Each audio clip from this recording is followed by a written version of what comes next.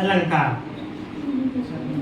सभी लोग संगीत सुनते होंगे, गाना सुनते होंगे, है ना, कविताएं सुनते होंगे, है ना, या पढ़ते होंगे, कई सारे शौक होते हैं अपने।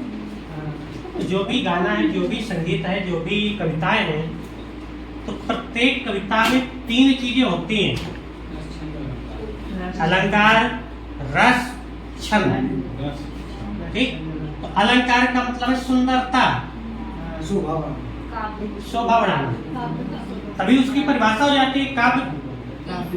हाँ, काव्य की शोभा बढ़ाने वाले सौंदर्य तत्वों को क्या कहते हैं? अलंकार कहते हैं। क्या कहते हैं? तो अलंकार का मतलब क्या है? सुंदरता को बढ़ाना। ठीक। तो अलंकार तो प्रत्येक कविता या प्रत्येक गाना में होता ही है। दूसरा होता है रस, मतलब उस गाने को सुनकर या उस कविता को पढ़कर हमारे हृदय में कैसी फीलिंग आ रही है। ठीक। मतलब हंसी का भाव उत्पन्न हो रहा है, ठीक, कि गुस्से का भाव उत्पन्न हो रहा है, कि क्रोध का भाव उत्पन्न हो रहा है, कि प्रेम का भाव उत्पन्न हो रहा है। ठीक। जो फीलिंग आती है, जो भी भाव उत्पन्न होता है, तो वो भाव क्या है? रस। ठीक है। छंद क्या है? जो कविता या गाने की तुकबंदी होती है, मतलब लय होती है, वो क्या है? छंद है। क्लियर? तो प्रत्येक, चाहे गाना हो चाहे कविता हो, प्रत्येक में क्या होता है? 3 चीजें होती हैं: रस, छंद, अलंकार। आगे बात समझ में? इन तीनों के बिना कोई भी कविता या गाना पूरा नहीं होता। ठीक है। तो अब अगर हम अलंकारों की बात करें तो बहुत से अलंकार पढ़े हुए, लेकिन प्रमुख रूप से अलंकार 2 प्रकार के होते हैं: शब्दालंकार, अर्थालंकार। शब्दालंकार, अर्थालंकार में अंतर क्या है? कि जिनके केवल शब्द पढ़ने से में अर्थ स्पष्ट हो जाए, वो होते हैं शब्दालंकार। ठीक। जिनका में अर्थ निकालना पड़े तब उस कविता का भाव स्पष्ट हो, तो हो जाता है अर्थालंकार। क्लियर? जैसे पहला अलंकार हम देखते हैं अनुप्रास अलंकार। ठीक। कौन सा?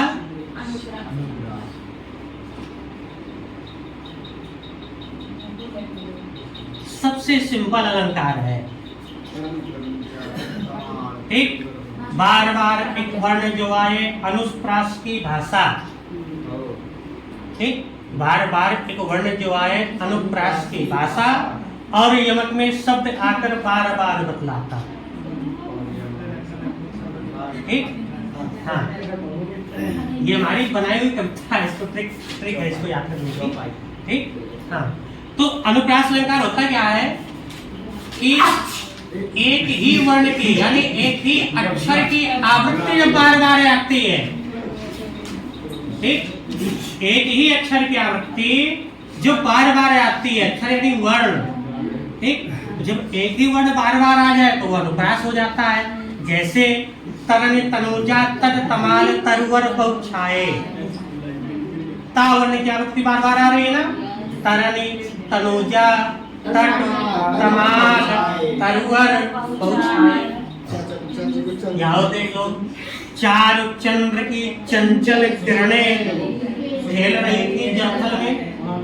यह और है, बनन में बागन में बगरियो बसंत है। ठीक। हाँ, बनन में बागन में बगरियो बसंत है, तो बावड़ की आवृत्ति बार बार आ गई। ठीक। तो अनुप्रास अलंकार है क्या? कि वर्णों की आवृत्ति।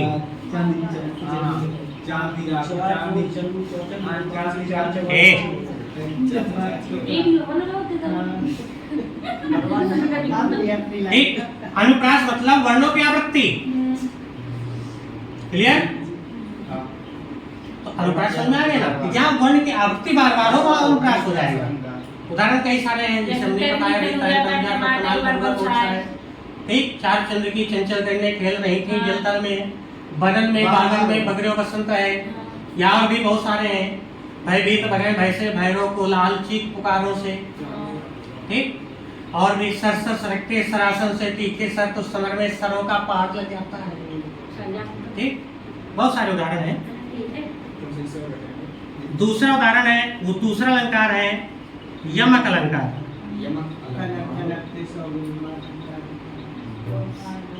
ठीक।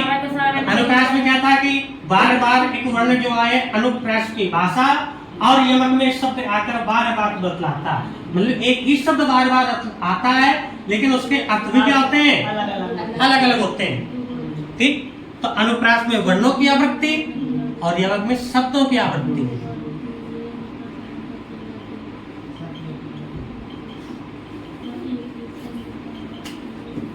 ठीक, अनुप्रास में वर्णों की आवृत्ति और यमक में शब्दों की आवृत्ति। क्लियर। लेकिन बस अंतर क्या है कि शब्द तो एक से अनेक बार आवृत्ति होगी लेकिन अलग अलग शब्दों का अलग अलग अर्थ भी होगा। ठीक, यानी ये नहीं कि एक ही शब्द बार बार आ रहा तो उसका अर्थ भी एक ही हो। ठीक, अर्थ अलग अलग होंगे। जैसे हाँ, सदाबहार को उदाहरण है कनक कनकते सौगुनी मादकता दिखाए। ठीक, यही खाए बौराए नर वही पाए बौराए। ठीक, अब कनक कनक ते सौगुनी, कनक मतलब सोना, कनक मतलब धतूरा। ठीक, दोनों एक से बढ़ के एक है। एक को व्यक्ति खाने से पागल होता है और एक को व्यक्ति पाने से पागल होता है। मतलब धतूरा को खाने से पागल होता है, सोना को पाने से पागल होता है। और उदाहरण है जैसे हरि बोले हरि ने सुनी, हरि गए हरि के पास, हरि अपने हरि में गए हरि रह गए उदास। अब देखो हरि शब्द बार बार आ रहा है तो एक हरि का अर्थ है मेढक, एक हरि का अर्थ है सांप, एक हरि का अर्थ है तालाब। तो हरि बोले हरि ने सुना, मेढक ने बोला सांप ने सुना। हरि गए हरि के पास, सांप मेढक के पास गया। ठीक, हरि अपने हरि में गए, मेढक अपने तालाब में कूद गया, हरि रह गए दास। ठीक, जिसको देख करके सांप क्या हो गया, दास रह गया। और उदाहरण जैसे सारंग ले सारंग चली कर सारंग की ओर, यदि सारंग होती नहीं तो सारंग करती चोर। ठीक, तो एक सारंग का अर्थ है दीपक, एक सारंग का अर्थ है स्त्री, एक सारंग का अर्थ है साड़ी जो पहने हुए, सारंग का अर्थ हवा। ठीक, सारंग ले सारंग चली, दीपक को लेकर स्त्री चली कर सारंग की ओर। अपने साड़ी का जो पल्लू है छोर है वो उसको दीपक में किए हुए। ठीक, यदि सारंग होती नहीं, यदि आज वो स्त्री न होती तो सारंग करती चोर, तो हवा दीपक को बुझा देती यानी चुरा लेती। ठीक, तो जहाँ एक ही शब्द बार बार आए उसके अर्थ भी अलग अलग हों। ठीक, जैसे काली घटा का घमंड घटा, काली घटा का घमंड घटा। ठीक, यानी जब बरसात का मौसम होता है तो काली घटा यानी मेघ, उन काले मेघों का घमंड घटा, घटा का मतलब कम होना। ठीक, काली घटा का घमंड घटा, तो बरसात के मौसम में उस काले मेघों का भी घमंड कम हो जाता है। ठीक, और उदाहरण जैसे 3 बेर खाती थी वो 3 बेर खाती है। 3 बेर मतलब एक फल, अब 3 बेर यानी बार यानी टाइम, तो 3 टाइम खाती थी लेकिन 3 टाइम वो केवल 3 बेर ही खाती थी। ठीक, तो 3 बेर खाती थी वो 3 बेर खाती थी। ठीक, ठीक, तो एक ही शब्द यहाँ बार बार आए उसके अर्थ अलग अलग हो तो वो हो जाता है आपका यमक अलंकार। अगला आता है श्लेष अलंकार। कौन सा? हाँ, जहाँ कोई शब्द एक बार आए उस एक शब्द के अर्थ अनेक हों। समझना थोड़ा, यमक में क्या है कि शब्द कई बार आएगा उसके अर्थ भी अलग अलग होंगे, लेकिन श्लेष में क्या है कि कोई शब्द केवल एक बार आएगा लेकिन उस एक शब्द के अर्थ अनेक होंगे। जैसे रईमन पानी राखिए बिन पानी सरसून, पानी गए न उगरे मोती मानुष चून। अब पानी शब्द के बिना 3 चीजें नहीं हो सकती, ना तो पानी के बिना मनुष्य हो सकता, ना पानी के बिना मोती हो सकता, ना पानी के बिना चूना किसी काम का। मोती कहाँ होता है? समुद्र में, सीप। तो जब तक सीप को पानी न मिलेगा मोती कहाँ से आएगा? चूना, जब तक चूना में पानी नहीं मिला किसी काम का नहीं होता। ठीक। और मनुष्य को पानी न मिले, ठीक, हाँ, क्लियर। अगला है उपमा अलंकार। इसकी उदाहरण है जी, मतलब हाँ, उपमा अलंकार। उपमा में केवल एक शब्द याद रखना, समानता। ये तीनों एक दूसरे से संबंधित होते हैं, उपमा, रूपक और उत्प्रेक्षा। जहाँ उपमेय में उपमान की समानता की जाए, उपमेय अलंकार की समानता की जाए। उपमा अलंकार, रूपक अलंकार, उत्प्रेक्षा और उत्प्रेक्षा अलंकार। अतिशयोक्ति अलंकार,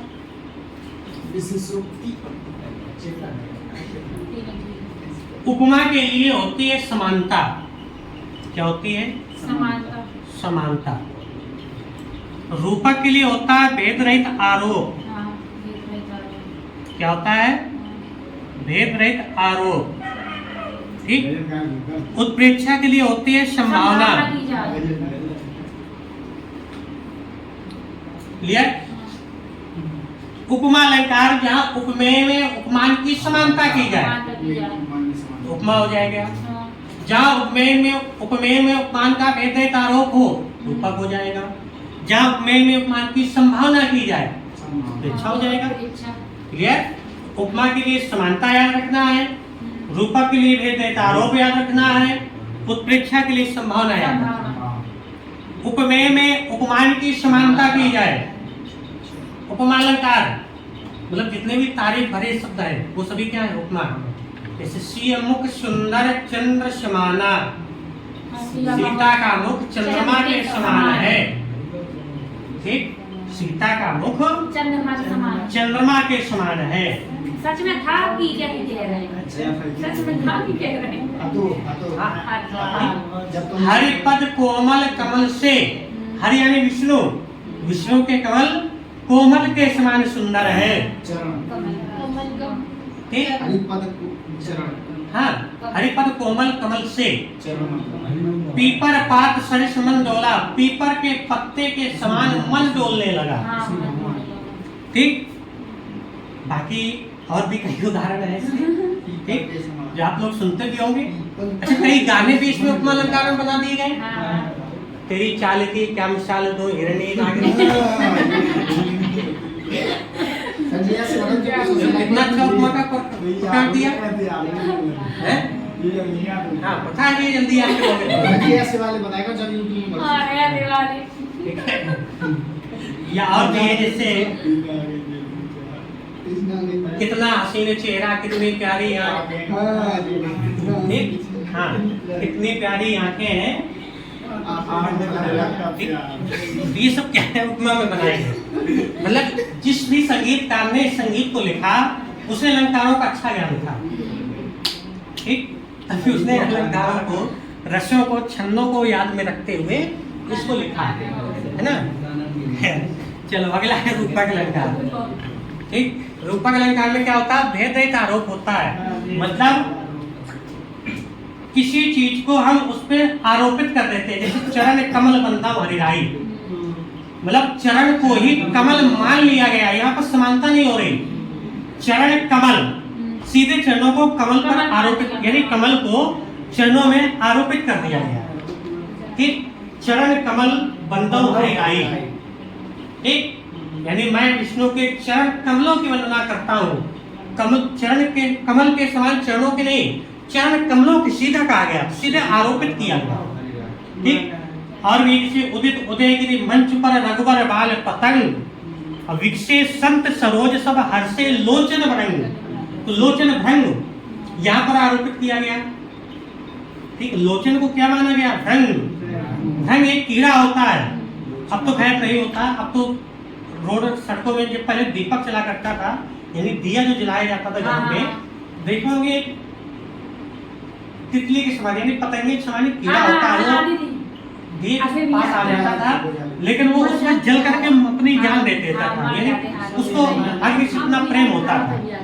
ठीक, तो वही है कि हर्षे लोचन भृंग, ठीक, तो उन आंखों को भृंगों पर आरोपित कर दिया गया, नहीं भृंगों को आंखों में आरोपित कर दिया गया, समानता नहीं की जा रही। ठीक, भेद रहित आरोप है, क्लियर। तो रूपक में क्या है, भेद रहित आरोप होता है। उत्प्रेक्षा क्या है, संभावना, संभावना प्रकट की। हाँ मतलब वास्तविकता नहीं होती, वहां पर संभावना प्रकट की जाती है। जैसे ज्यों, जनु, मनु, मानव, ये सब क्या है, संभावना सूचक शब्द होते हैं जो एक पहचान के लिए होते हैं कि हाँ ये उदाहरण हमारा उत्प्रेक्षा अलंकार का है। जैसे सोहत ओढ़े पीत पट, श्याम सलोने गात, मनहु, आ गया सब, मनहु नील मन शैल पर आतप पड़े प्रभात, मतलब कृष्ण पीला अंबर ओढ़े हुए हैं, सोवत ओढ़े पीत पट श्याम सलोने का, अपने सांवले रूप में जो कृष्ण पीला अंबर ओढ़े हुए हैं वो ऐसा सुशोभित हो रहा है कि मनहु नील मणि शैल पर आतप पड़े प्रभात, नील मणि चट्टान पर यानी नीले पर्वत की चट्टान पर आतप पड़े प्रभात, प्रभात की सुबह सुबह सूर्य की किरणें पड़ रही हैं। ठीक, या और उदाहरण जैसे धाये धाम काम सब त्यागी, मनहु रंग की लूटन लागी, मनहु शब्द आ गया, समाना होगी। ठीक, मतलब ऐसा प्रतीत होता है जैसे कोई करीब पड़ा हुआ धन को लूटने लगी, मनहु रंग निधि लूटन लागी। क्लियर। संभावना में क्या है, उत्प्रेक्षा में क्या होता है, संभावना की जाती है। क्लियर। अगला अलंकार है अतिशयोक्ति अलंकार। हाँ, सबसे ज्यादा प्रयोग किया जाने वाला अलंकार। बड़ा चढ़ा की बात की जाती है। हाँ, एक मतलब बात और 2 पैसे की बता दी जाए उसको 10 रुपए की, है ना।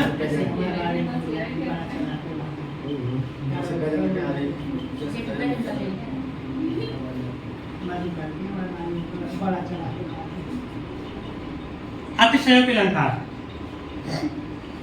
ठीक, अब देखो अतिशयोक्ति अलंकार में क्या है, किसी बात को बहुत अधिक बढ़ा चढ़ाकर बोला जाए, करना यानी बोलना। ठीक, इसको आप लोग अच्छे से समझ सकते हो।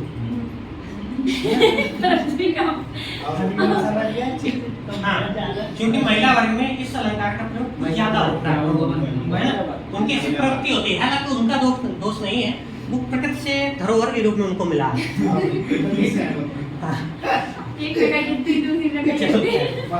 जैसे इसका उदाहरण था कौन सा, अतिशयोक्ति का उदाहरण क्या है, हनुमान की पूंछ में लगन न पाया, हनुमान के पूंछ में लगन न पाई आग, लंका सारी जल गई गए निशाचर भाग। अब देखो पहली लाइन में क्या कर दिया गया कि हनुमान की पूंछ में लगन न पाई आग, आग नहीं लग पाई, तुरंत क्या कर दिया गया कि लंका सारी जल गई निशाचर भाग। अब देखो पहले कभी कह रहा है कि हनुमान की पूंछ में आग नहीं लग पाई, जब आग नहीं लग पाई तो लंका सारी जलेगी। सुनो, ठीक, ये क्या है, अतिशयोक्ति। ठीक, गानों में भी बहुत सारे में अतिशयोक्ति है, जैसे तूने काजल लगाया दिन में, अब देखो ये अतिशयोक्ति है कि नहीं है, मतलब कभी हो सकता है, हो सकता है क्या, है अतिशयोक्ति कि नहीं है। खैर चलो, अगला है संदेह अलंकार।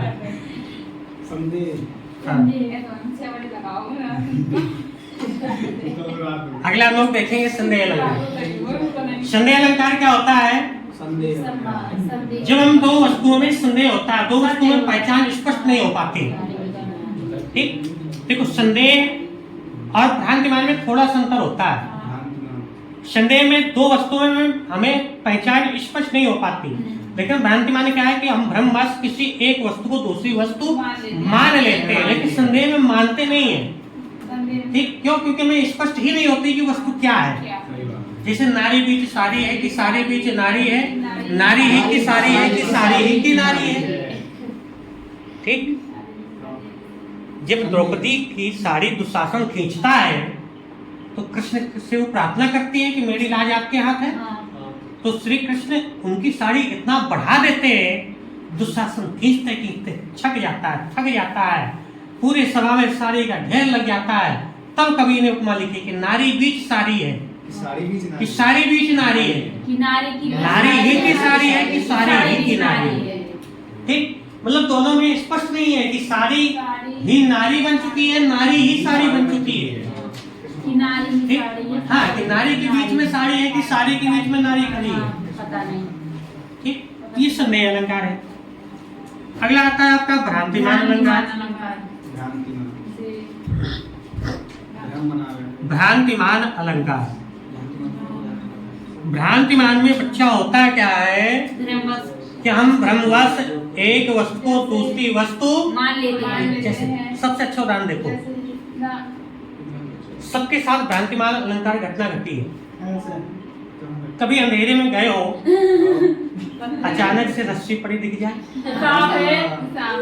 बस वो हृदय में जो भाव उत्पन्न होता है वही भ्रांतिमान है।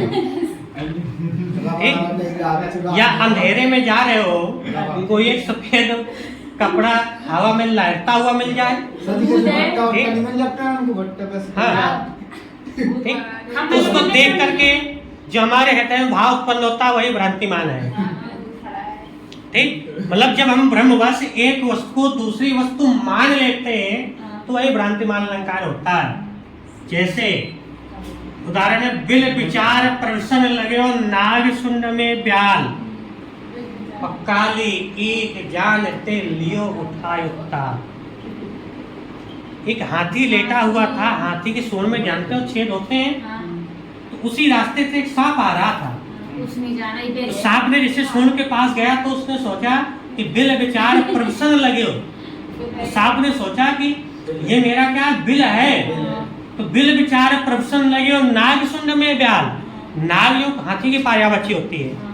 ठीक, तो बिल समझ करके हाथी के सूंड में सांप प्रवेश करने लगा। अच्छा, एक गन्ना, एक काला गन्ना भी होता है ना, तो हाथी ने सोचा किसी ने मेरे सामने काला गन्ना फेंक दिया।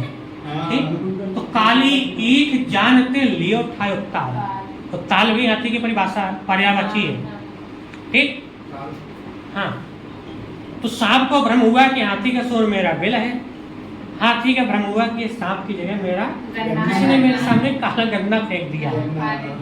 ठीक, तो दोनों का भ्रम हो गया भ्रांतिमान। अगला होता है भावना अलंकार।